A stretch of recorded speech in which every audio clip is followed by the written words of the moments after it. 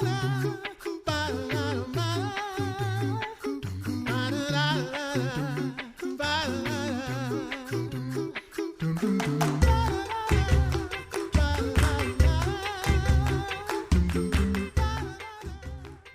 listening to The Coffee Hour. I'm Andy Bates. I'm Sarah Golseth. Thanks to Concordia University, Wisconsin for supporting The Coffee Hour. Find out more about Concordia University, Wisconsin at cuw.edu. Live uncommon. Do you like to talk? Do you like to chat? Of course you do, right? That's why you listen to The Coffee Hour, because you like to talk, you like to chat. That's why you're part of The Coffee Hour. We have some new friends today I'm excited to share with you, because that's something they enjoy doing, and they got to talk with friends around the globe. And with all this technology we have today and the internets and everything, it's really cool that you can talk with people internets, right? Internets with a Z at the end, yes. So joining us today, we have some friends from the Office of International Mission and participants in the English Conversation Partners program. So joining us today, Anne Gonzalez with the Office of International Mission. Anne, welcome back. Thanks for having me. And Amanda Bello, she was a participant in the recent English Conversation Partners program. And Amanda, thanks so much for joining us today. Thanks for having me. And Solveig Fiene, also a participant in the English Conversation Partners program. Solveig, thanks so much for being our guest. Happy to be here. So we'll start with Amanda. Amanda, why did you partner or sign up for the English Conversation Partners program? Originally, I was supposed to be visiting Poland this summer for a couple weeks to serve on a mission trip. And obviously that was canceled. So when this opportunity came up, I thought it would be a really neat experience and a new opportunity to still get to partner with some people around the world, just not being there around the world. How about you, Solveig? Why did you sign up for the English Conversation Partners program? Well, I was asked to participate. My name came up because my husband and I were involved in a mission project in the Grand Cayman. And when I was asked, I was really thrilled with the opportunity. I thought it would be a lot of fun and a great opportunity to talk to some people, especially when we were isolated from so many. Mm-hmm. Solveig, what were you hoping to learn? Having already done a mission project before, what were you hoping to learn this time in this program? I guess I was really excited to be assigned to Russia. My husband and I were able to visit St. Petersburg about 15 years ago. And I was hoping to just sort of, communicate with people who were across the world who maybe, were experiencing some of the same things that we were experiencing and get a sense for their culture. And I was also kind of excited to help them with their English, because that was one of the objectives, to, converse in English and see where they were coming from and what they understood and that sort of thing. So, yeah. Amanda, what about you? What were you hoping to learn or gain from this program? That's really close to what Solveig stated. I was looking to get some information about a new culture. I don't know a lot about Russia. I've never had the opportunity to visit there. But I wanted to learn about their culture and get an opportunity to use my talents to help them learn English and better their understanding of English. But then also at the same time, just see how they're dealing with what we were dealing back here in the United States. Everyone was going through the same thing with COVID and being locked down and stuck at home. So this was just an opportunity to branch out, see how they were handling it, see how we were handling it, and exchange stories and different experiences. Amanda, what were some of the insights that you gained about the culture and the people of Russia? They're very, very similar to us. I've talked with some different people. Some of the people were students at the university, going about their jobs, some of them working from home. I learned things about some neat things, like I would love to visit St. Petersburg. They were talking about white nights that happen during the summer where it's pretty much all daylight. So they definitely made me want to go visit their country. Certainly, one of the sad parts is you don't get to experience the food. That's always the most important part to me about meeting and learning about any culture, is experiencing the food. How about you, Solveig? What did you learn about your new Russian friends and their culture? Well, I kind of the same thing, that they were feeling sort of the same angst that we were feeling about, having to be quarantined and that sort of thing. But what I especially found interesting was that we had so much in common. And we even talked about Russian literature, and we talked about, music that they liked. And we realized that even though we seem worlds apart, we had a lot in common. And we talked about ideas like endurance and responsibility. And we found that we, shared definitions of those terms. So it was kind of cool to experience that. Yeah. Walk us through what actually happens with one of these conversations with someone that's all the way around the world. Well, we were given sort of a lesson plan each time, and we were given a concept like a word, and we would define the word as a whole group.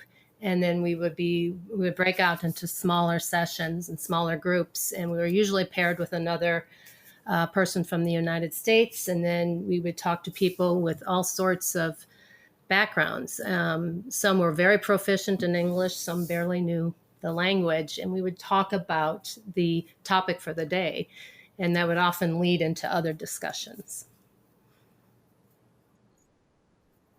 Having a conversation with someone in another culture whose first language is not English, I can imagine how that might present some challenges too with using technology, trying to talk, just like we're all connected online right now, trying to talk and make sure that we're not talking over one another.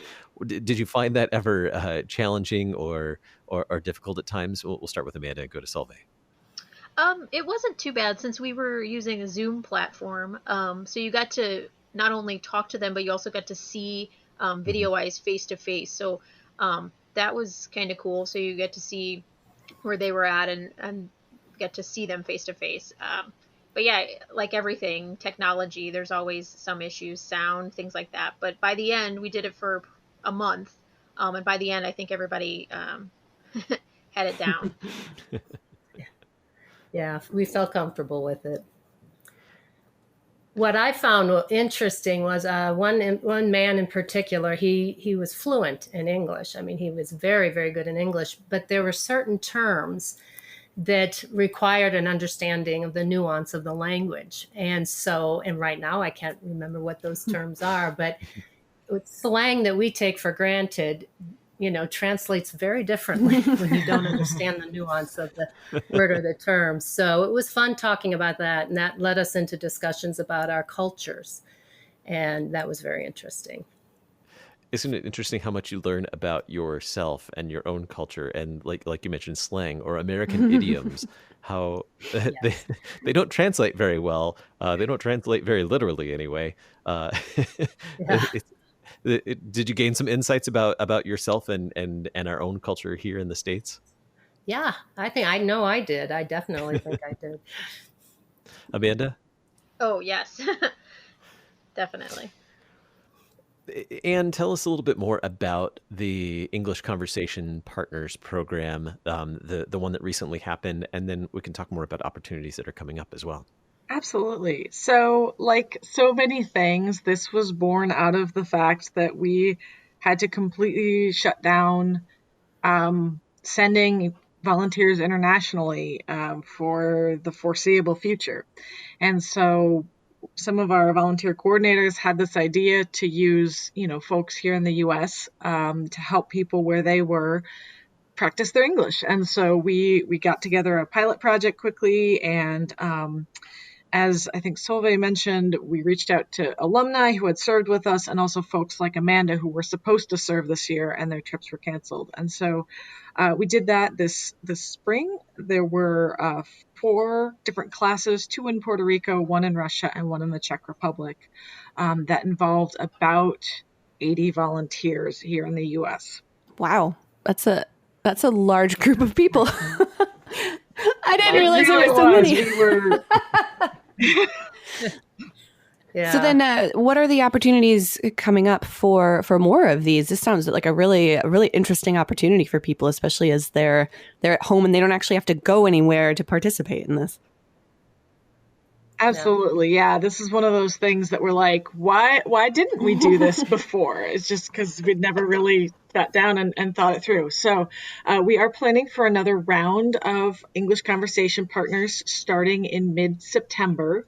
And volunteers who want to be a part of that can go to servenow.lcms.org and look for the online English Conversation Partners link, and that will get you started in the application process. There is a little bit of vetting that we'll need to do, get a reference from your pastor and do a background check, things like that. And then the first week of classes are actually a training time with the host, to familiarize people with a little bit about the country and the ministry that's going on there, as well as here's how to use the various buttons in Zoom that you need to know about, or here, let's all practice going into breakout rooms because this is what you're going to do next week with your conversation partner. Are there any prerequisites or technology requirements that people will need to have in order to participate? Sure, they need to be a native English speaker.